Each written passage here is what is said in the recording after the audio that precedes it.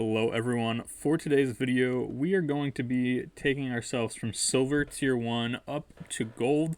Again, I'm hoping this is going to be one of those videos where it's just one game and then we can move on, because this one should take us from silver tier 1 up to gold tier 4, and then we can start making the true climb, which is from gold we'll then be at platinum. After platinum we'll be at diamond, and then after diamond, series will be over because we'll have finally made it to mythic in only a month. We've got 23 days left. Again, these first couple of days were fairly easy. Going at the rate that I was going, I kind of like blew through these, even though it seems like it took 6 days. I really didn't play that much. It took like maybe just a couple of hours for me to make it up here to gold. So these ones, if I actually put the time in, I should be able to get there fairly quickly and within the time frame. So I'm ready for it. I guess I'll show you the deck that we'll be playing today. I've been kind of going back and forth between a couple of decks, the self-mill deck that you guys saw in the previous video, which I really enjoy. These two decks are pretty garbage, so kind of forget that they're even there. This one was the deck that Matt Sperling used to win some online tournaments, since, you know, with the quarantine and everything, you have to play all the tournaments online. Matt Sperling won something with this one, so I just copied his 60 from the main deck. I don't know if that's right or not. Because he had a sideboard, he was playing best of threes, and I'm just kind of playing best of ones. So like, I feel like I should make a couple of changes to it in the future, but for now I was just kind of grinding through with those. And then, oops, sorry about that. And then just basic mono red with like maybe some skewer the critics and light up the stages, which are a little bit different, but it's pretty much just because I only had one robber of the rich. Aside from that, everything here is pretty basic. So been kind of grinding through with those. I think today we're just going to go ahead and move on to gold using probably just this Bant deck from Matt Sperling. Again, should be a pretty fun little matchup here. I really enjoy using this deck. It's been a lot of fun to play. And I think once I get up into the best of threes, that's when this deck will get even better than it is now. Because right now, just kind of like, sometimes we just get like run over by mono red and things like that. This hand is kind of sketchy. There is nothing to do until turn 4 and only one white source for our 2 double white cards. We're going to go ahead and mulligan this one. This one is much more of a keep. In terms of what we do, though, it's between the Aether Gust and the Hydroid Krasis as to which card we put back. I think I'm just going to put back the Hydroid Krasis for now. We'll hold on to the Aether Gust and hope that we have at least some targets there. Start off with the Scribe with the Temple, 4th land, and double white source. We'll take it. Opponent with Tranquil Cove. Interesting. Probably just like blue-white control then would be my guess. We'll go ahead and have this enter tapped. If it is blue-white control, having the Teferi in our opener is pretty nice. The Birth of Melodish, sure thing. Yeah, that kind of like screams out either blue-white blink or blue-white control. And I think I'm just going to go ahead and use this opportunity then to just put this Teferi on the table. We'll tick up with no target and then pass the turn back to them. Because again, if you can resolve a Teferi against these like blue-white control decks, it can be pretty difficult for them to handle. Unfortunately, the Aether Gust does have no targets. If it is blue-white control, they play their own Teferi. That's perfectly fine. We're a lot less susceptible to a Teferi than they are to a Teferi, so again, works for us. Nothing to worry about. We're gonna go ahead and play out a Temple of Plenty. We find Euro. Euro's like fine here. It's not great. I guess it's better than nothing, so we'll go ahead and keep it on top. We'll go ahead, tick up this Teferi again, and we'll pass the turn back. I wish we did have a way to pressure this Teferi, but unfortunately we don't. This Mobilized District is pretty nice on their part, but unfortunately we're gonna have some ways to have like a blocker and everything set up for them, so it's not too big of a deal, but it is kind of annoying that they have a way to pressure our Teferi when we don't have a way to pressure theirs quite yet. Omen of the Sea, also pretty good here. I was kind of thinking about maybe getting rid of, like, just for the best of ones, because sometimes when you draw the Aether Gust, especially in matchups like this where they don't really do anything, it can be, like, pretty painful. So I was kind of considering taking out the Aether Gust and going for something more like an Omen of the Sea, just so that I never have a dead card. Probably just one of the breeding pools here. And we're obviously not going to get into the Teferi, but we'll at least attack. It's a free attack. They just block anyway, but might as well give them the chance to make the mistake. And we'll pass the turn back to them. We do have access to Aether Gust technically because Breeding Pool can tap for blue-green. We don't because Teferi's in play, and so we can't actually like activate this, but you know, you get the point. Alright, they're making mono 04s, which is kind of annoying, but I think we'll be okay. Another one. That's the third birth of Melodus. Melodus is being birthed heavily.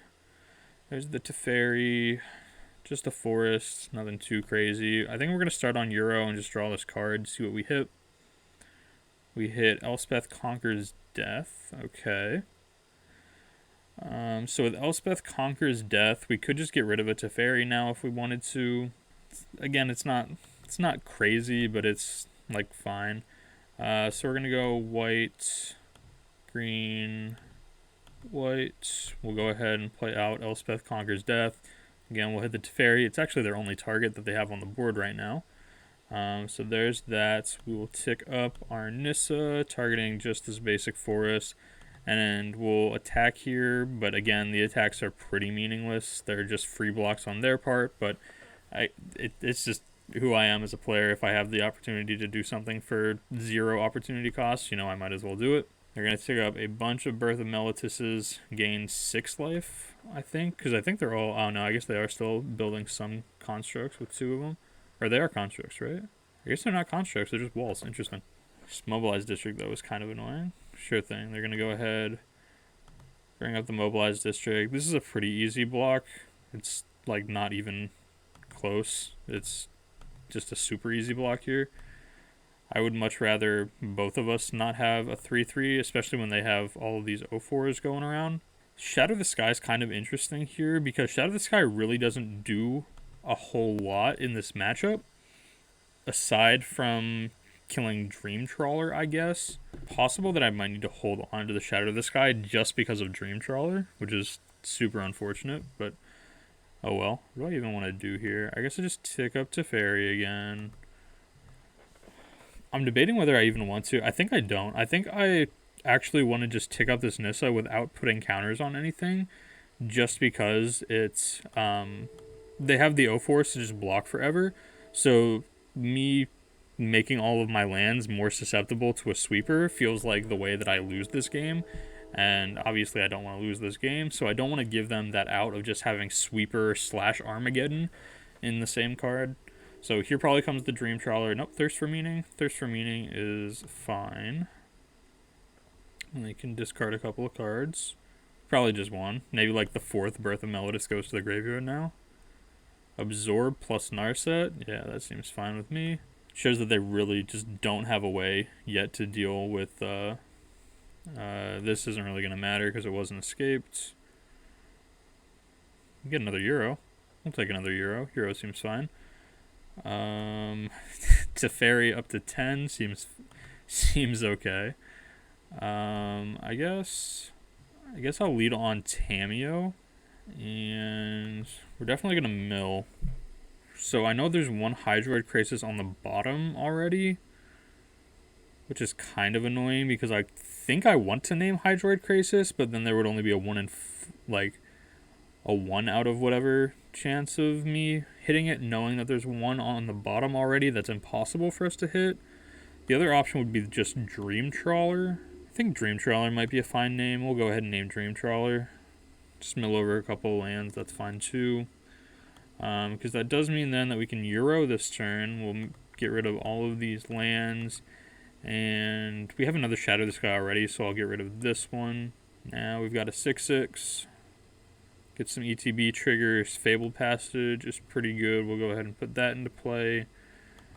We'll tick up no target here again. Pass the turn back. This Fabled Passage again was really nice because it gets us a card in our graveyard for the Euros to escape back, but also it's going to let us reshuffle our library so that we have another chance at hitting that Hydroid Krasis that's currently on the bottom from our initial mulligan. Alright, opponent gives up. You know what? That's cool too. I feel like we were pretty far ahead in that game, but we'll take it. We'll go ahead and move up to Gold Tier 4, making some progress here on our road to Mythic. And I think since we didn't get a full game out of that one, we're going to go ahead and just play another one here. We'll play another one here with the Bant Midrange deck here from Matt Sperling. This hand has a lot going on. I don't like that it doesn't have like a growth spiral or like any interaction whatsoever, but I guess Teferi technically counts as interaction. With us being on the draw, it's a little more awkward, but I guess it's like fine. We're okay with it. Swamp into Cauldron Familiar. Okay, so, well, I said I didn't like it because it didn't have like any 2-mana things, and then we drew a 2-mana thing, which is quite nice. So we're going to start, I think, just on the temple. Find another temple that can go to the bottom. Next turn, we're going to go ahead and shock in this temple garden to get ready for growth spiraling. Hopefully they don't have the oven to go with the cat, but normally they do. It's pretty unlikely. Oh, no, they don't have the oven. All right, we'll take it. We'll take it. We'll go ahead and take 2 damage here for this temple garden and just pass the turn back. I am at 16 life already, but I still feel like I'm in a reasonable position. We're going to gain back some life with Euro. Dream Trawler has lifelink as well. So their black-red sack, it looks like. Seems pretty good. I don't have as many reps against black-red sack as I'd like to. So I want to get in some more games against it, but hopefully get in more games, on my own time instead of here on camera where I could, easily make some mistakes or whatever. They're going to go ahead and make the 2/2. It's fine with me. We'll go ahead, let that happen. Fire off a growth spiral.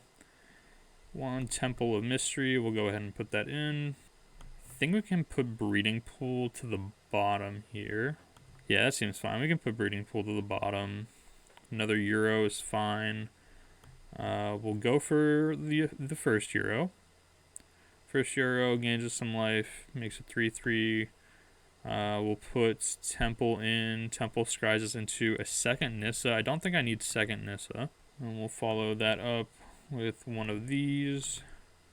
And we can pass the turn back to them. And they're milling their graveyard, or milling up and filling their graveyard. That's pretty unfortunate. Forgot that they have like Claim the Firstborn against Euros. That's pretty good. So we might have to lean more honestly on like the Dream Trawler, and if we can hit a land here to play Dream Trawler, that would be fantastic.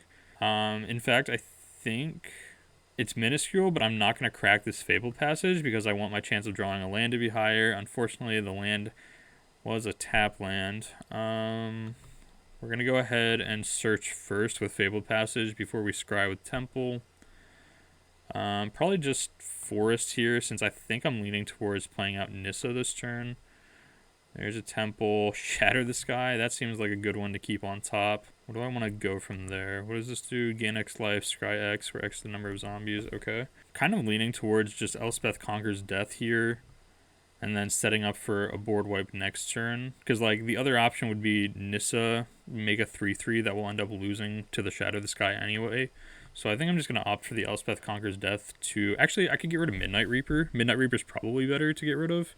Yeah, I'm going to get rid of the Midnight Reaper. Talk myself into it. There we go. They also don't get any triggers from Midnight Reaper, so no additional card draw, which is pretty relevant because if we kept the Midnight Reaper out there and then wiped their board, they'd be drawing quite a few cards, and we're not really putting a ton of pressure on them, so the life loss wouldn't be overly relevant. What you got for me? Attacks for 5 is fine.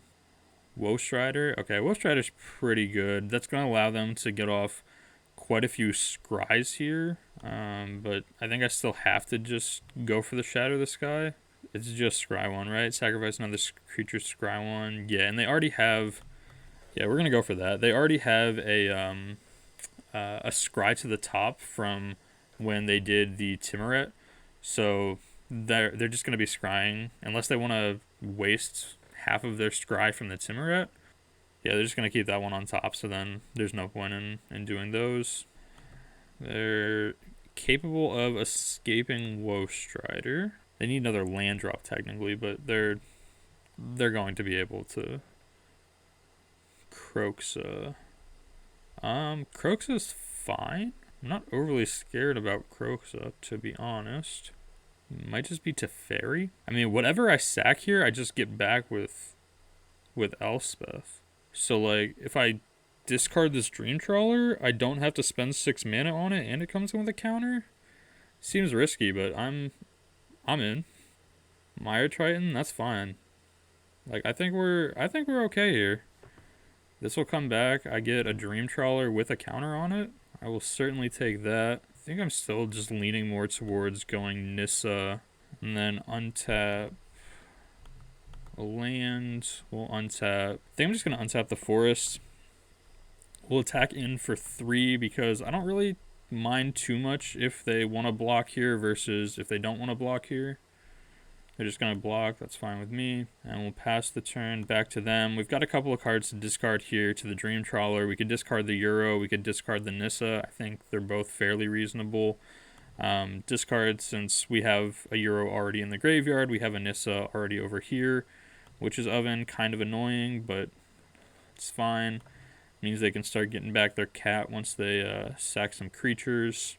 Yeah, we'll just go ahead and go to our turn. That's pretty good. That's a good draw. Leaning towards just going Teferi. Teferi, Bounce Mayhem Devil gets us an extra life gain here on the Dream Trawler. That seems fine. Seems okay. We'll Teferi. And they concede again. Well, I wasn't able to get you guys to full games because my opponents conceded before both of the games were like fully on. But as you can see, we are one more game now into gold tier and have officially reached gold tier here through the course of this video. Got a couple of rewards here and everything, but hopefully you guys did enjoy the video. Again, probably going to be making a couple of changes to this Bant deck here. Maybe cutting like one of the main board Shatter the Skies and couple other things. Like the Aether Gusts have been really unimpressive to me. I think at the higher tiers they'll be more impressive, but so far in the lower tiers, Aether Gust hasn't really like done a whole lot. So I could definitely see switching those out for maybe something like the Omen of the Seas, like we talked about a little bit earlier, because they help us find our more powerful cards like the Nissas, the Elspeth Conquers Death, the Dream Trawler, Hydro Crazes, those sort of things. So yeah, I think this video went pretty well. I also want to go up to 4 Fabled Passage too. That's definitely something that I need to do.